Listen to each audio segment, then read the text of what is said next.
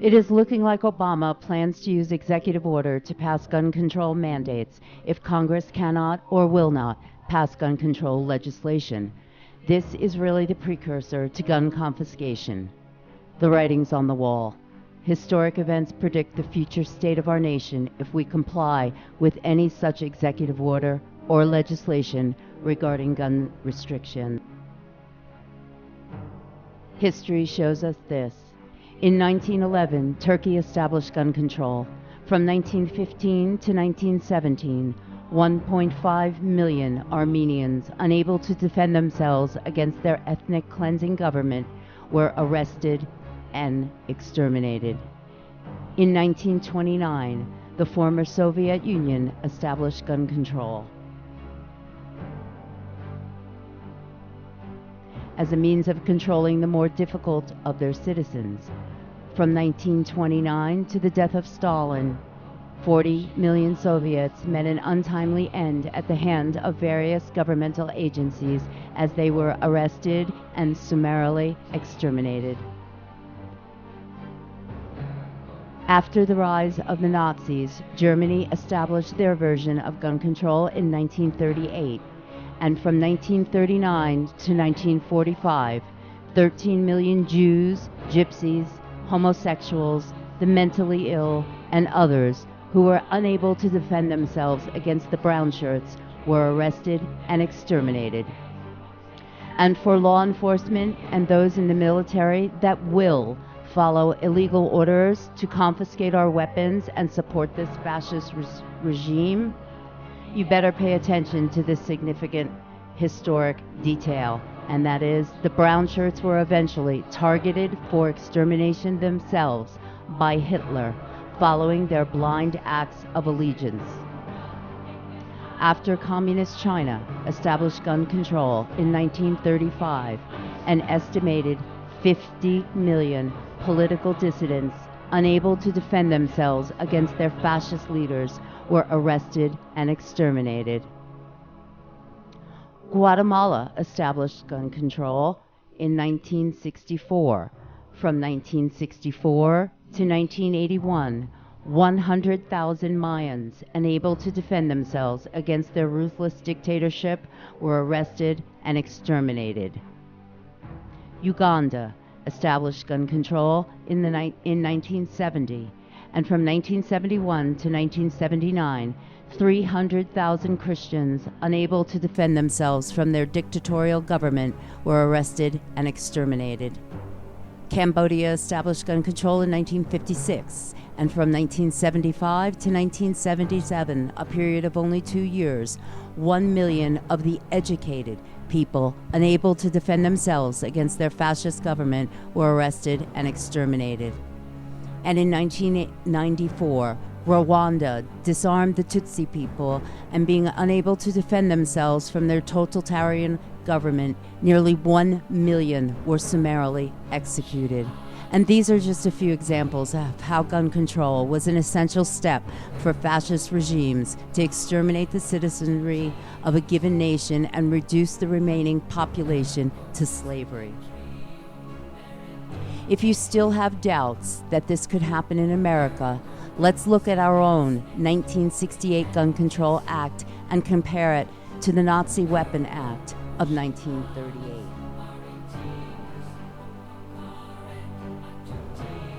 First,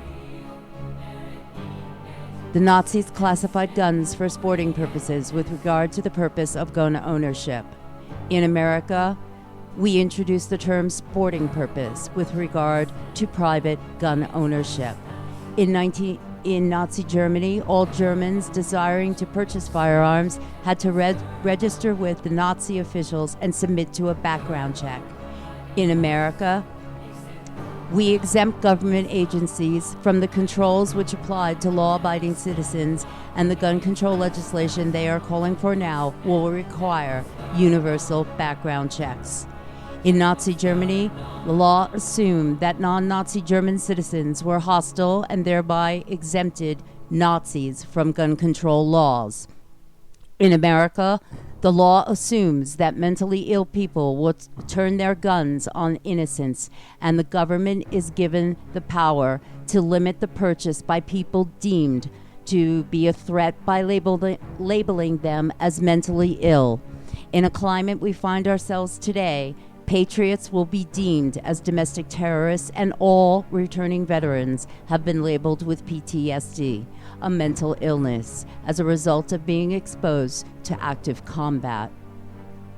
In Nazi Germany, the Nazis assumed unrestricted power to decide what kinds of firearms could or could not be owned by private persons. In America, the U.S. Secretary of the Treasury was to decide what firearms could or could not be owned by private persons. Currently, we have our government calling for an outright ban on assault rifles and semi-automatic handguns. In Nazi Germany, the types of ammunition that were legal were subject to control by governmental bureaucrats. In America, the types of ammunition that were legal or are to be legal will be subject to control by governmental bureaucrats.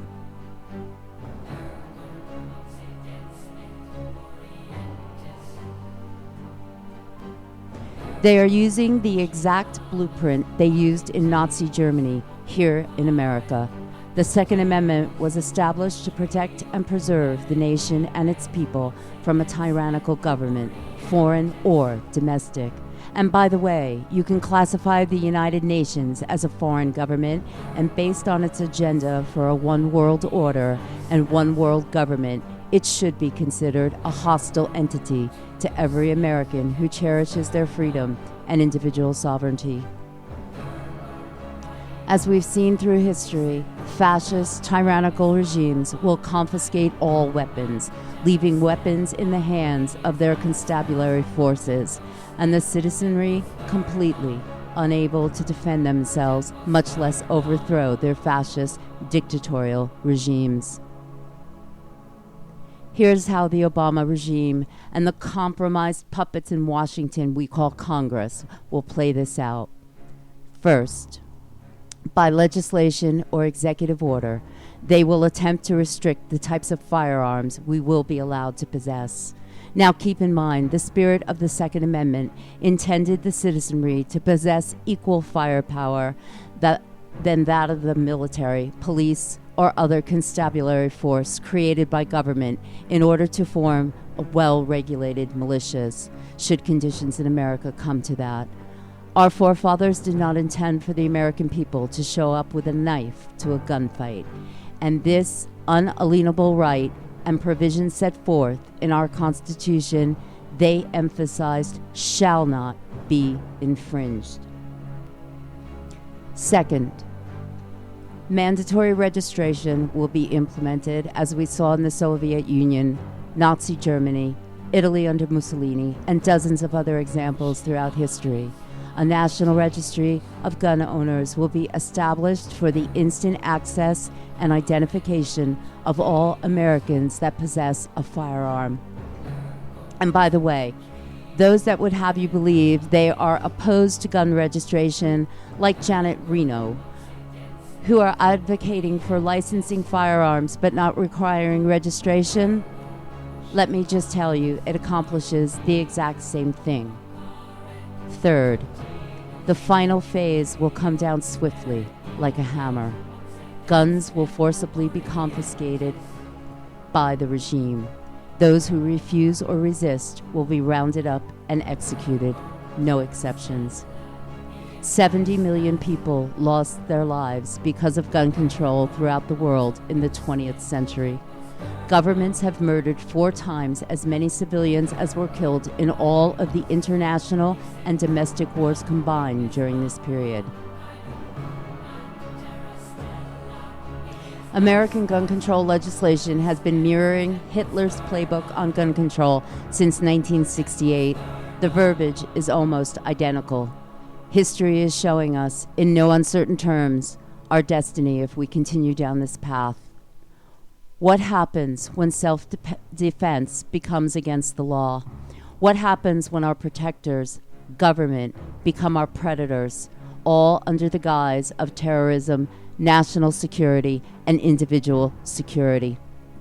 What happens when government deems the exercise of our individual, unalienable rights a criminal act? Where do we draw the line? So, what should we do? Who should we look to? Look in the mirror. We, you and I, are the people we've been waiting for to deliver us from tyranny. Non-compliance. Refuse to recognize or comply with legislation or executive orders of an illegal, tyrannical regime, such as the National Defense Resource Preparedness Executive Order, which allows the government to take our private property, farms, food production, private transportation, communication, and virtually all essentials required for citizens to survive. And above all, do not, under any circumstances or threat of committing a federal crime, register or turn in your guns. Once they have stripped you of any means of self-defense, they're coming for your free will, and then they're coming for you. Tolerance and compliance is suicide. The storm we all saw coming is here. Will we be swept away by it, or will we stand against it? We will all have to make a choice. Will you choose to run and hide? Will you comply? Or will you resist? Each of these choices carries a consequence, and none of them will end up well for us. Will you succumb to slavery and extermination like history has unquestionably shown us, or will you stand up for freedom against a tyrannical regime? Please share this video, and I would ask that you share this video with someone you know who supports gun control. Then challenge them to name one instance in history where the disarmament of the people led to a peaceful, harmonious society. I tried, but I couldn't find one. Thank you for watching. Are you still sleeping? Are you awake yet?